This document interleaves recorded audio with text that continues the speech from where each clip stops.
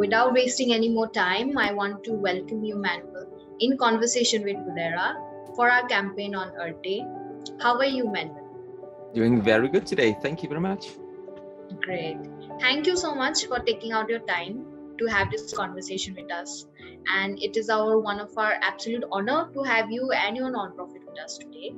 We have been following you and your work and your nonprofit's work, and it's absolutely amazing. But I want you to give a little bit of introduction of you and your nonprofit to our audience. Okay, so I'm Manuel Marinelli. I'm a marine biologist from Austria, and I'm very well aware that Austria is landlocked, so it's kind of a weird combination. But I founded the NGO Project Manaia 7 years ago now, and we have been doing work around the world since then. And in the last 5 years now, we've been focusing our efforts on the Mediterranean, basically collecting data on distribution of invasive species, so new animals that come in from places that shouldn't really be here, but also literally mapping out different habitats under the water that are just crucial for the entire ecosystem. And all of that, luckily, we managed to do with volunteers on the boat and on our floating home. Great. Thank you so much. That was an absolutely amazing introduction. And yeah, so now let's begin with today's discussion. Yes. So my first question would be if every year we set up resolutions for our own health and for our own fitness, but I also believe, why can't we do that for our planet Earth? This is April, and it's never too late to set up resolution for our planet. So I want to know from you, Manuel, what is that one simple act or one earth-friendly resolution that you wish everyone should take up? So the one simple, I'm not sure if it's so simple, but the one thing I wish everybody could take up is to simply think about all the reactions of every single decision we make every day. And there's millions of examples, and it goes in all different sort of directions, but it's simple choices like, what do I eat every day? Where does my food come from? How is it grown up? How is it caught? What effect does that have on the environment? But also things like, I don't know, what do I drink? How is my food packed? How much do I have to consume altogether? Like, do I need this massively big TV that needs an incredible amount of resources to be built, and then it gets shipped around the world probably 2 or 3 times before it actually arrives at my home? So I think it's really a mindset shift that has to happen, so people start thinking about the combination of all the effects they have on the environment with every single little decisions that we make every day. That would be great to see. Absolutely. That means, we should be a little less selfish and think less about ourselves, our pleasures and our privileges, and be a little bit more conscious about the decisions that we take every now and then. Yes, that for sure. I think that is quite simple and that everyone can actually do. And that can bring up a lot change in our future years. Definitely that can be done. Should hope so. So I want to know how your nonprofit has been working for this cause. So while we are, obviously trying our very best to keep our impact small while we are on the boat and while we move around, I see the role of our NGO really on the other side. So we are out in the field and we are showing and showcasing the impacts that we have with our decisions on the marine environment, especially. So we organize, for example, the beach cleanups, where we find all the trash that just randomly gets thrown out into the sea or out on land and that gets washed into the sea. We witness how entire habitats are vanishing simply because of fishing or careless use of the ocean, in terms of anchoring in seagrass meadows, or in terms of pollution or overfishing, or you name it. There's so many different issues that we unfortunately get to witness every single day. So we try to highlight all those problems and also deliver solutions on what people could do to avoid seeing those negative impacts in the future. There is a show by BBC, and they they broadcast all types of terrains and landscapes that are available, and the habitat and the amount of animals that existed that have got extinct. And from that I have also seen like the ocean is the one that is getting disturbed, that is getting harmed by the humans. And it is high time we think about the ocean as well, because Oh, if there is absolutely. no ocean, then I think there is no existence of humans. I mean, I think the biggest problem that the ocean in particular has is that everything that happens underwater is basically invisible to us, unless you go diving or snorkeling or you put your head in the water. But from a beach, even a empty ocean without any life that is completely destroyed underneath, from a beach, it looks beautiful. It's still clear water.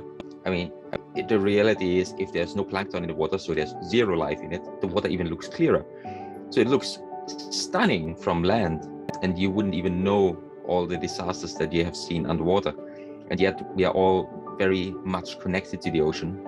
I mean, even if you just think about the very air that we breathe, more than half of the oxygen that everyone on this entire planet is breathing comes from the sea. So we do need healthy and living oceans. Absolutely true. I also agree on that point. So now I want to ask you a very different question, but very critical one. So do you think the economy, and there is a relation between economy and the environment, and do you think these environmental issues have sunk into the background because of a bad economy? To an extent, maybe, but I mean, things change all the time. And while global warming and pollution, it was getting louder until then Corona happened, then the war happened, then many other things happened, and they came into the foreground in the news, yes, admittedly. But I really do believe that the economy should not affect our decisions on a daily basis. I mean, either we are aware of the issues that are going on and we adjust our lifestyle to it, or we don't. And on an individual basis, so for every single person on this planet, I don't think the economy has anything to do with our, well, with our attitude towards the environment and the things we are able and willing to do for it, for the benefit of it. When it comes to the industrial level, I think it's a very different approach, because the industry reacts to, well, obviously the big events in the world. And well, if production is needed, they will produce. As long as there's somebody buying stuff, there will be somebody making the things. And that's where I believe that still, again, the power of the individual person and the consumer comes in. Because if nobody asked for anything, hey, nobody would have to make anything. But yeah, that is basically our mindset. So I don't believe that the economy should be affecting it all that much. At least I hope. I also believe like we should not wait for the economy or the government to make promises on improving the environment. Like if I make one change, if I need change, then I have to be that change. I have to do a little bit differently so that environment is also safe. So I believe if I make that change, and by seeing me, if someone else is making that change, and this will create a whole chain, and ultimately it might lead to a greater impact on planet Earth. That's a beautiful way to look at it. The last question that I want to ask is, if like people like me, we want to work for this cause, so how can people like me can authentically work for this cause?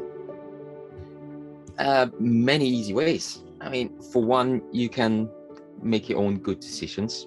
You can think about your impact every single day. And the other thing that everyone can do is, just like you said, to be a good model for everyone else. We see it a lot, for example, when we do beach cleanups. Depending on where in the world you are, you will get very, and very often the reaction is that people are, well, for one, happy to see that somebody's doing it. Then sometimes you will see people who actually jump in and help out as well. Okay, on the other hand, we also had people who ask, oh my God, what did you do? Is this like jail time that you have to serve here, or what is happening? But by being a good example, I think it's your best shot of actually motivating other people to join in. And especially if you have a good reason and a good explanation why it is you're doing something. And that's something you have to have in the back of your head and be ready to answer when people ask. I think those were very beautiful and those were something doable. It's not like you are asking to do a huge kind of stuff. So we can do that actually. If I hope people listen to this conversation and they take up some action, some so that there is some change to Mother Earth. So with this, we come to the end of our discussion today. But before ending it, I want to ask one last question. I want you to give a message to all those potential volunteers whose bare minimum contribution can make a life-changing impact to the beneficiaries of your organization and to this world as a whole. So I want you to give one message to all of those. Never underestimate the massive big difference that even a small contribution can make, because everybody has a very distinct skill set, and yours might be the one that everyone else is missing or that an organization is missing.